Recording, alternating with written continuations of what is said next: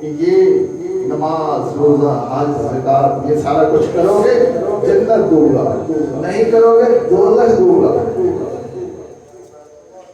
اللہ فرماتا ہے جب یہ میں نے پیش کیا آسمانوں کو، بے شک بڑے عرفہ والا آسمان ہے، اس نے معذرت کر دی یا اللہ میں اس قابل ہے۔ جب اللہ نے زمین کو پیش کیا بڑی وسیع اور عریض ہے، اس نے بھی معذرت کی کہ یا الہ العالمین میں اس قابل نہیں۔ اللہ نے پہاڑوں کو پیش کیا، اللہ قرآن میں فرماتا ہے، پھر اللہ نے پہاڑوں کو پیش کیا، پہاڑوں نے معذرت کی۔ آخر کا اللہ فرماتا ہے جب میں نے انسان کو دے دی تو انسان نے دے دی، اور پھر انسان کو اللہ تبارک و تعالیٰ نے اشرف المخلوقات بنایا۔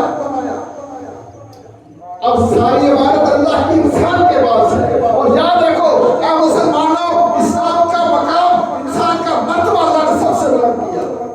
اللہ نے کائنات کی تمام چیزیں بنائی، اللہ کون کہتا ہے تو بن جاتا، اللہ سے کیا کہتا ہے کون، اللہ نے کون کہا زمین بن گئی، کون کہا آسمان بن گیا، کون کہا جمادات بن گئی، کون کہا حیوانات بن گئی، کون کہا ستارے بن گئے، کون کہا ہر چیز دنیا کی کون کہہ کر بنا دی۔ لیکن جب انسان کے بنانے کی باری آئی، اللہ فرماتا ہے خلقتہ من طین، انسان نے اپنے ہاتھوں سے تجھے بنایا۔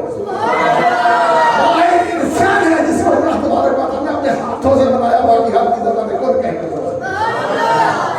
تو سامعین عزیزکار، ہم خوش قسمت ہیں، اور انسانوں میں بھی سب سے زیادہ خوش قسمت اس لیے ہے کہ ہم امت مصطفیٰ صلی اللہ علیہ وسلم ہے۔ ہم ایک نیکی کرتے ہیں، اللہ 70 گناہ میں ثواب دیتا ہے۔ پچھلی امتیں ایک نیکی کرتی تھی، ایک ثواب ملتا تھا۔ ہم نیکی کا ارادہ کرتے ہیں، اللہ نیکی ہمارے کھاتے میں دیتا ہے۔ یہ فقط خاصہ امت مصطفیٰ صلی اللہ علیہ وسلم کا ہے، یہ کسی اور کو نصیب نہیں ہوا۔ ارے خوش قسمت ہے آپ لوگ۔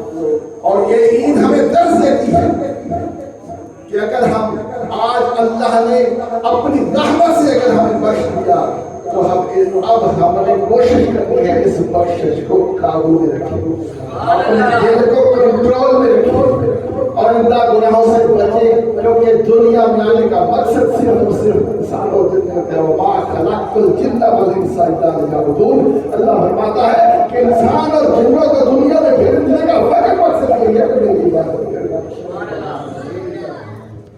تو یاد رکھو